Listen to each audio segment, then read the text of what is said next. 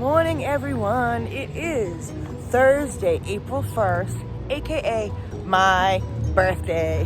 You know, it's just another day once you get older, but still worth mentioning. So, welcome back, those of you who are returning subscribers. Thank you so much for all your support. I love you guys so much. You don't even know.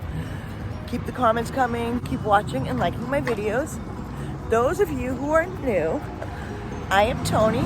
I am a full-time gig worker and a full-time mom, and I basically bring you guys along with me, show you how it works. And I'm active on over a dozen platforms, so there's definitely a variety in my videos. Thank you for watching my videos, and don't forget to hit the like button so I know that you like my content and YouTube knows that you like it, and subscribe, and I thank you for all your support. I'm walking my dog right now, and I will hit you guys back up when I get in the road. All right, guys, so here I am. I have my coffee from Starbucks. I got it for free because it's my birthday.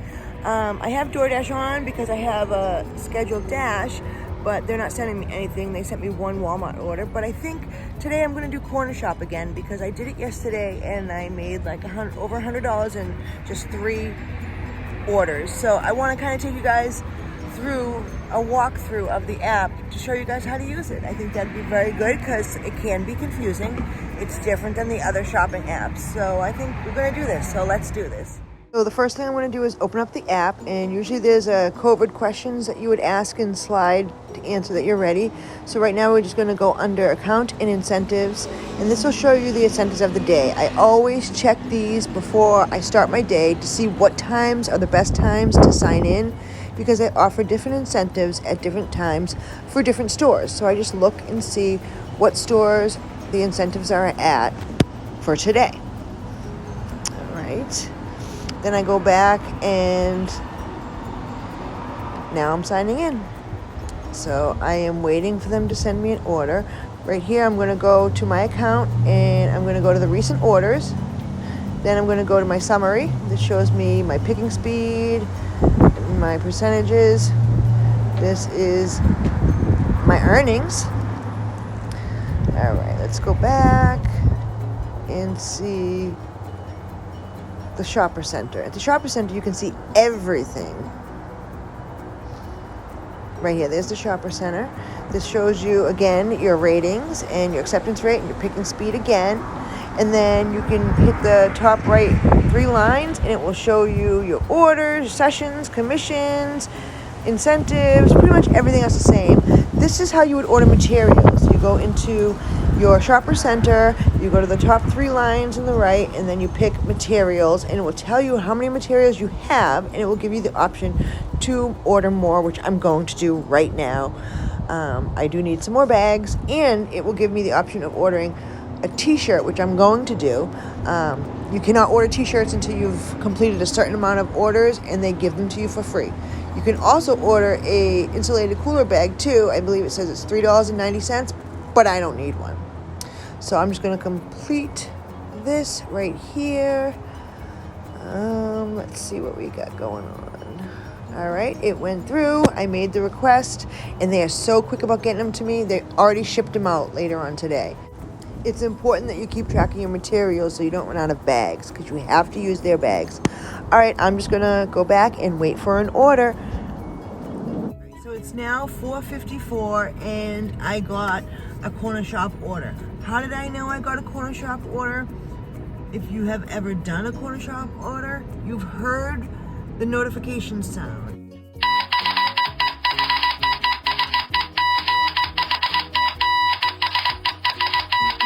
Indistinguishable.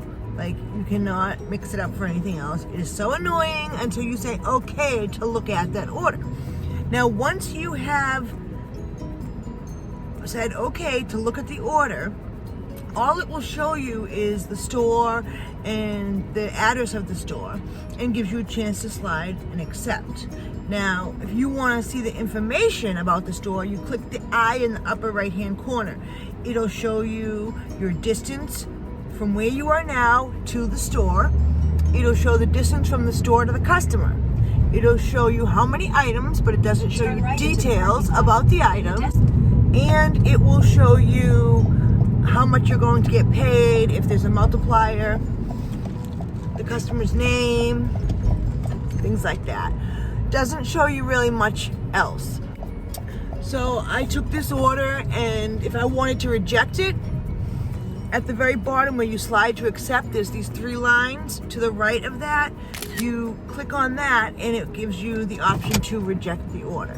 If you cancel the order after you've already accepted it, which you can do by scrolling down to the bottom, it asks you why. So I'm going here to go shop this order, and I will, first thing I'm gonna do, once I slide that I've arrived, I send a text message out to the customer. If they're new, I welcome them to Cornershop, or I just say, hey, introduce myself, and just let them know that, if they need to add anything, to just let me know. Now, I am not going to notify the customer if I have to make substitutions, because they will get replacement offers at the end. Okay, so unlike Instacart and Shipt, do not stay in communication with the customer about substitutions. I mean, you can, but when you don't follow the system exactly how it's supposed to do, Cornershop will send you emails saying that you shouldn't skip the wait time and this, that, and the other thing. So I will get to that when we get to it. So let's hope that this is an easy peasy lemon squeezy order. All right, I'll see you when we get out. Another tip that I have is always make sure you have plenty of bags on hand, because if you don't, then you will be in trouble. You have to rebag everything in the Cornershop bags. So once I send the customer the greeting message, I scroll through all of the products to see what I have on my list, and that way it gives me a better idea of where to go. Since produce is most time consuming, I'm going to start there. All right, so they wanted 2 bananas, so I'm going to hit the plus sign twice to add the 2 bananas. And you see the enter later sign? That's if you want to grab all your produce first and then enter the weights later, you can do so. But I did it now, so I'm going to enter the weight. Once I enter it, it will ask me to confirm it or re-enter it if it was wrong. And then you have to put the exact price. They want you to put the sale price. So now we're going to move on to the tomatoes. This is the only 2 produce items that they had. All right, so we'll enter them. And then the weight. And move on.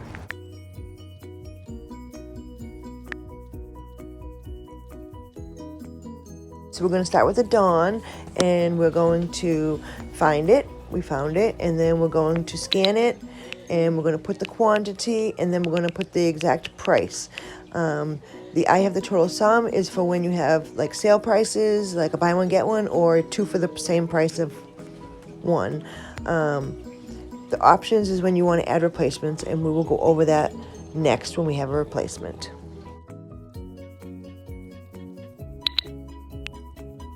All right, next I'm going to be able to show you substitutions. So they wanted 3 24 packs of the Diet Pepsi, but they didn't have them. So I'm going to offer up a substitution. I'm going to add an alternative. I'm scanning right here the 12 packs of Diet Pepsi. They're on sale for buy 2, get 1 free. So I scanned it, and luckily enough I didn't have to add it manually because it was in the system. Sometimes you have to add them manually. All right, and I have to change the price. Now I'm going to have to pull out my calculator and do the math because it was buy 2, get 1 free. So they're $5.99 each. All right, so you enter that in, and the new update does not allow you to put decimals in for some reason, so I had to round it up. It's okay if it's off a few pennies. You'll be able to adjust it at the end when you enter the receipt. I find that I use my calculator a lot during shopping and at the end. All right, so now I'm going to show you what happens when they don't have the quantity that the customer wants. With this item, you'll see I had trouble scanning it.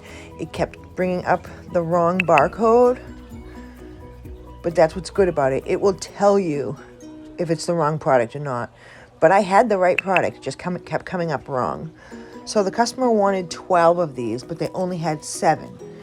And it doesn't let you just add the 7. You have to actually offer the less quantity to them as a replacement. So once I can get this to scan right, oh, we got it. All right. I'm going to put the 7 in. There we go.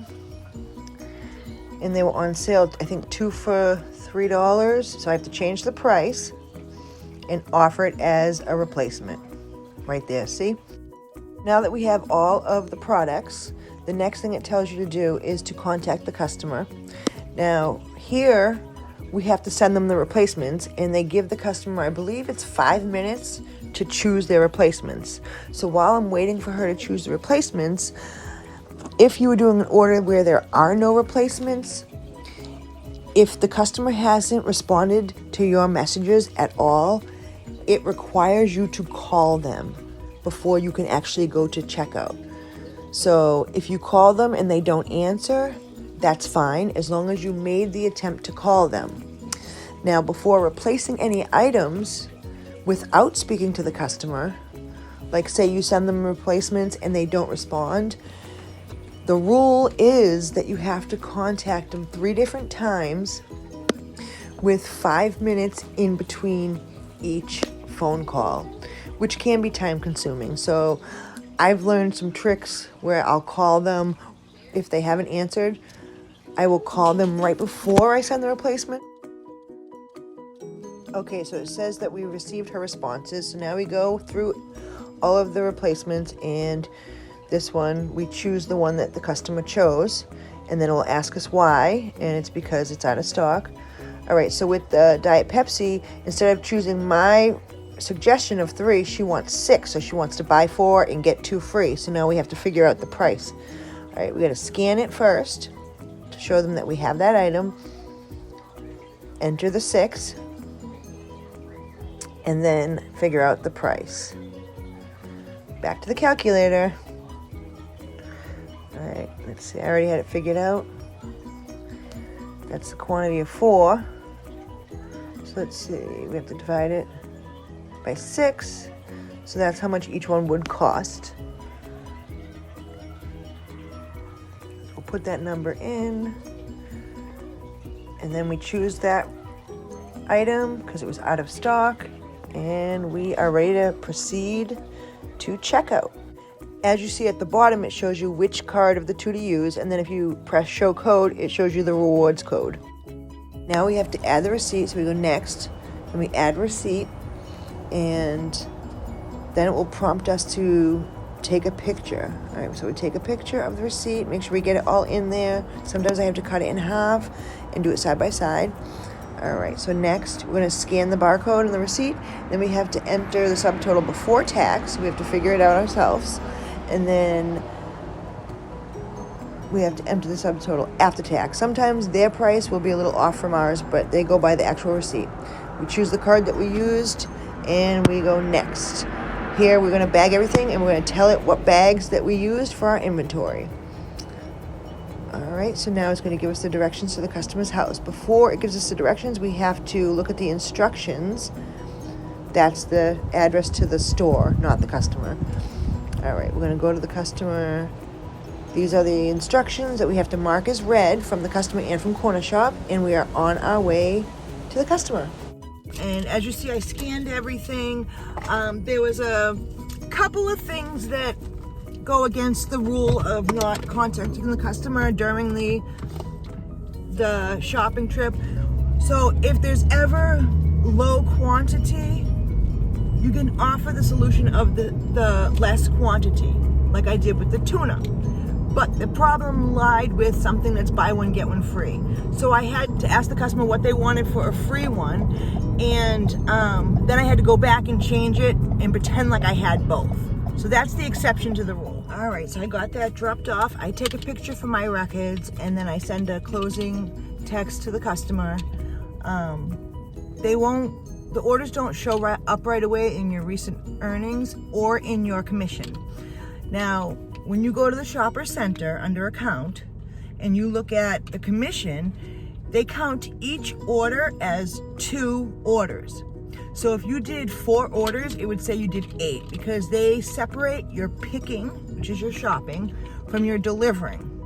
So so you get paid for each separately. But they add it up all together, and sometimes the tips will take an hour to post, and now they changed it so the customer has 6 hours after delivery to add or change the tip. I think the app is really easy to navigate once you get used to it, and that's why I wanted to make this video, to show you guys kind of how to use it. It's easy to show someone how to shop. It's not so easy showing people how to navigate the app. So I thank you guys for joining me and making it this far if you have. If you have made it this far, put a comment down below and say that you have. Let me know if there's anything you guys want me to cover. I'm pretty much open to anything that will be useful to you and help you guys out. Again, I really appreciate you all. Don't forget to subscribe if you haven't already, and hit the like button, and just go out there, guys, and make that money, honey. All right?